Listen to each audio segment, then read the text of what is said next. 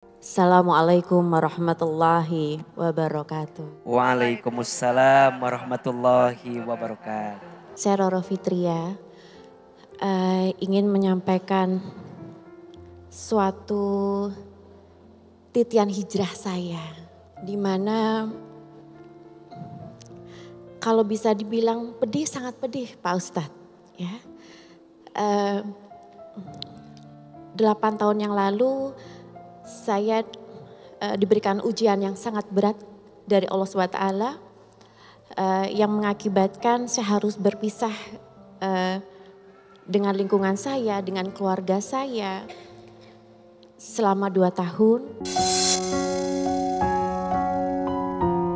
Di sela-sela itu mamah tercinta saya wafat.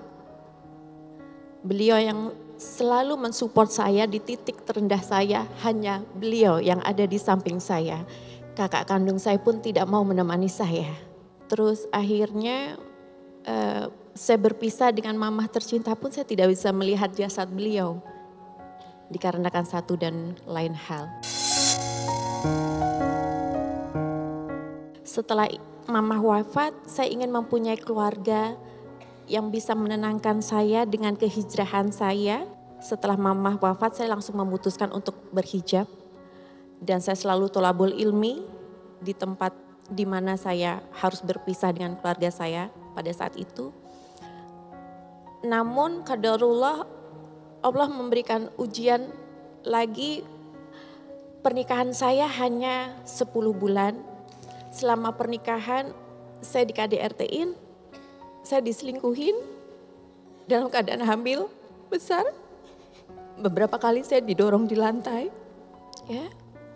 Itu di rumah saya. Jujur, semua effort dari saya. Dari awal akad nikah, saya yang handle, persepsi saya yang handle, mahar pun dari saya, hidup sehari-hari dari saya. Fasilitas rumah mobil dari saya. Saya menerima apa adanya karena saya nikah untuk ibadah. Dan dia memanfaatkan kesepian saya. Karena orang tua saya mama udah meninggal 2018, papa saya meninggal waktu saya SD. Awalnya saya memberikan usaha untuk mantan, lalu beberapa kali saya coba untuk tidak mau mensupport dana lagi, kemudian dia berkali-kali meng-KDRT-in saya baik fisik maupun psikis. Ucapan kasar sering terlontar di mulut dia dan berkali-kali dia minta cerai tapi bilang, kamu kalau udah gak kuat sama saya, kamu atau saya ngurus. Saya cuman diam, saya cuman batin, saya kuat-kuatin sampai baby lahir. Dan qadarullah setelah lahir 3 hari saya langsung gugat cerai. Dan apapun itu kalau banyak media bilang saya baby blues, no I'm not baby blues. Saya sadar sesadar-sadarnya. Sakit yang sebelum saya rasakan sebelum ketemu dia itu sudah sakit. Mama tercinta diambil sama Allah itu saya juga sakit. Ditambah dengan saya mempunyai mantan suami yang sangat NPD ya maaf Ustadz. Kemudian tidak berhenti sampai saat itu, sampai dengan detik ini beliau tidak pernah menafkahi baby Sultan, 0 rupiah. Walaupun diuji sama Allah berkali-kali saya sangat bersyukur. Saya tidak akan bisa hijrah kalau saya tidak ditempa ujian A, B, C, D, E dan sampai dengan saat ini. Gitu. Saya hanya berpegang kepada tali Allah yang itu yang menguatkan saya. Hal yang ingin saya tanyakan adalah apakah beberapa ujian ini adalah cobaan dari hijrah saya atau memang seseorang yang berhijrah atau sampai kapanpun akan selalu diuji sama Allah. Dan apa yang harus saya lakukan? Itu yang pertama. Yang kedua, apa hukumnya seorang mantan suami yang tidak pernah memberi nafkah kepada anak? Apa imbalannya entah di akhirat atau apa? Seperti itu, terima kasih Pak Ustadz. Wassalamualaikum warahmatullahi wabarakatuh. Waalaikumsalam warahmatullahi wabarakatuh. Baik, Masya Allah Bunda. Pertama, Ahilman ingin mengucapkan Kak Roro terima kasih sudah hadir di kajian hati di balik kesibukan beliau sebagai seorang pengusaha, sebagai public figure. Masih punya waktu untuk bercerita di kajian hati dan kita tahu kisah hidup beliau begitu panjang. Tapi percayalah semakin berat ujiannya, semakin besar pahalanya. Maka kalau ada pertanyaan, Aa, kenapa ya setelah hijrah kok ujian saya tambah susah, hidup saya tambah berat. Apakah ini adalah cara Allah menghapuskan dosaku di masa lalu? Jawabannya iya. Tolong catat ya. Kalau setelah kita memperbaiki diri, tapi ujian kita makin berat, boleh jadi ujian ini adalah cara Allah menghapuskan dosa kita sebelum kita hijrah. Jadi Allah bersihin, Allah cuci, Allah laundry semua dosa kita di masa lalu dengan ujian saat ini setelah kita berhijrah. Jalani saja, nikmati saja, lewati saja sampai kita tahu bahwa yang paling mahal dari hijrah itu adalah istiqomah. Dan yang lebih berharga dari hijrah dan istiqomah adalah husnul khatimah.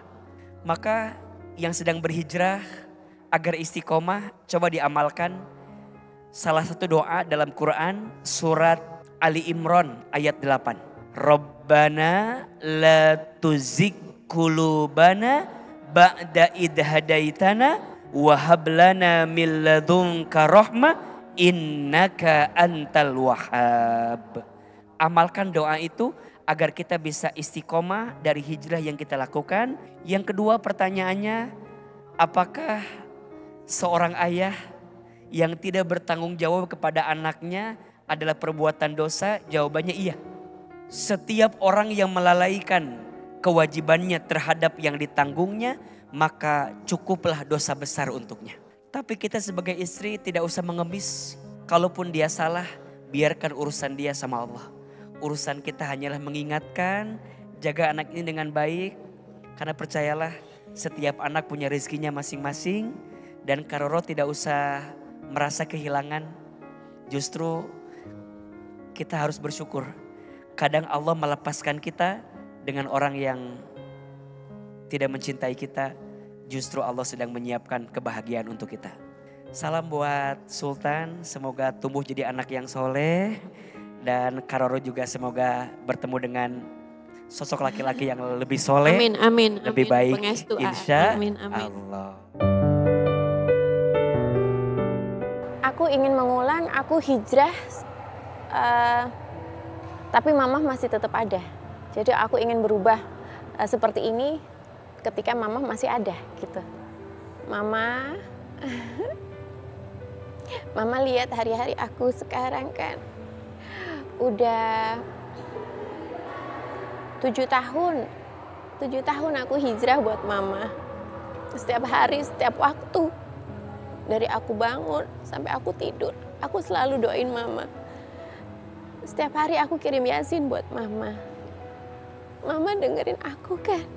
Dan Mama lihat aku sekarang udah punya baby Sultan. Cucu yang paling Mama tunggu-tunggu. Tungguin aku ya, Ma.